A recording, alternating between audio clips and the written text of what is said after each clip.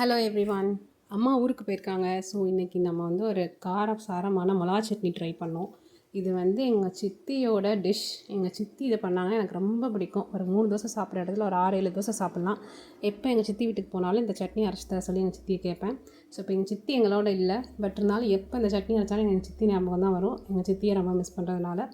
So இதை நான் வந்து எங்கள் சித்தி பண்ண பக்குவத்திலே ட்ரை பண்ணி பார்த்துருக்கேன். ரொம்ப சூப்பராக வந்துச்சு.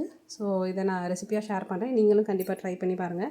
ஸோ இதுக்கு நம்ம ஃபஸ்ட்டு என்ன பண்ணலான்னா, ஒரு மிக்ஸி ஜாரில் ஒரு 10 காஞ்ச மிளகா ஆட் பண்ணிக்கலாம்.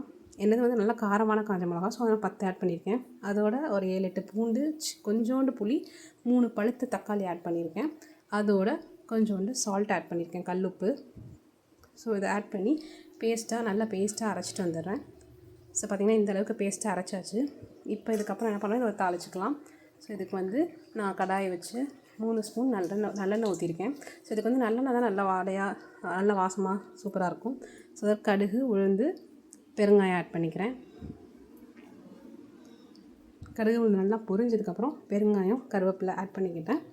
ஸோ அதுக்கப்புறம் நான் 2 மீடியம் சைஸ் வெங்காயம் நல்லா பொடியாக அரைஞ்சி வச்சுருக்கேன்.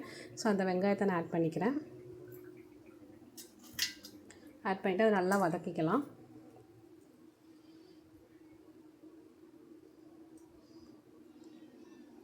கொஞ்சம் வெங்காயம் லைட் ப்ரௌன் ஆகணும், அந்த டைம் வர வரைக்கும் கொஞ்சம் நல்லா அதை வதக்கிக்கலாம். ஸோ இந்த மாதிரி ஓரளவுக்கு லைட் ப்ரௌன் ஆனோடனே நம்ம அரைச்ச பேஸ்ட்டை ஆட் பண்ணிக்கலாம். இதுக்கு நம்ம தண்ணி ரொம்ப ஆட் பண்ணணுன்னு தேவையில்லை. ஸோ லைட்டாக மிக்ஸி ஜார் அலசி அதில் இருக்க தண்ணியை மட்டும் ஆட் பண்ணிட்டு கொஞ்சமாக தண்ணி ஆட் பண்ணிக்கலாம். ரொம்ப ஆட் பண்ணணும் தேவையில்லை, ஒரு 1/4 கிளாஸ் ஆட் பண்ணால் போதும்.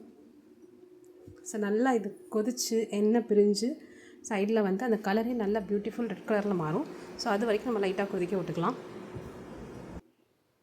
இப்போ பார்த்திங்கன்னா நல்லா ஓரளவுக்கு எல்லா சைடுமே கொதி வர ஆரம்பிச்சிருச்சு. ஸோ நம்ம ஸ்மெல் பண்ணி பார்த்தோம்னாலும் அந்த பச்சை வாடை வந்து போயிருக்கும், அந்த தக்காளியோட பச்சை வாடை எல்லாம் அரைச்சது. ஸோ இப்போ நம்ம சட்னி வந்து ரெடி ஆகிடுச்சு. ஸோ இதை சுட சுட இட்லி ஊற்றி நல்லா அந்த சட்னி வச்சு சாப்பிட்டிங்கன்னா அட்டகாசமாக இருக்கும். அதே மாதிரி தோசையும் நல்ல முருகலாக பேப்பர் ரோஸ்ட்டாக போட்டுருக்கு சாப்பிட்டிங்கனாலும் சூப்பராக இருக்கும். கண்டிப்பாக ட்ரை பண்ணி பாருங்கள். இந்த தடவை நான் ட்ரை பண்ணுறப்ப எங்கள் சித்தி மாதிரி எனக்கு நல்லா வந்தது. நீங்கள் ட்ரை பண்ணி பார்த்து மறக்காமல் லைக் பண்ணுங்கள், கமெண்ட் பண்ணுங்கள், சப்ஸ்கிரைப் பண்ணுங்கள். தேங்க்யூ.